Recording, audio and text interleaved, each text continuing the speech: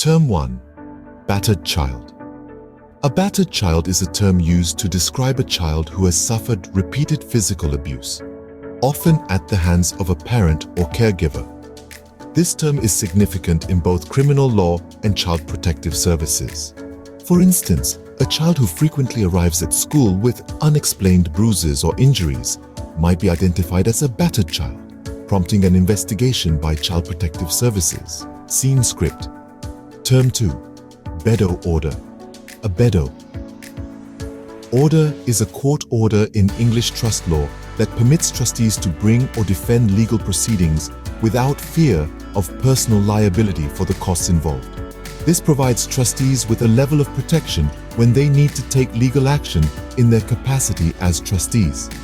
If trustees are unsure about the legal validity of a claim against the trust, they might seek a bedo order to ensure they won't be personally liable for the costs incurred in litigation. Scene script. Term 3. Belligerent communities. Belligerent communities are groups or nations engaged in conflict or warfare. In international law, this term is often used to describe parties involved in a war or armed conflict. In the context of international relations, countries or regions actively engaged in hostilities are referred to as belligerent communities, subject to the laws of war and international humanitarian laws. Term 4. Bench. The term bench refers to the seat occupied by judges in a court of law. It can also collectively refer to the judiciary or the body of judges within a particular court. When a lawyer says they are addressing the bench, they mean they are speaking to the judges present in the courtroom. Term 5. Benevolent purpose.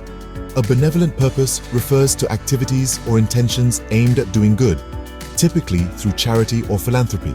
In legal terms, organizations with a benevolent purpose often qualify for certain tax exemptions.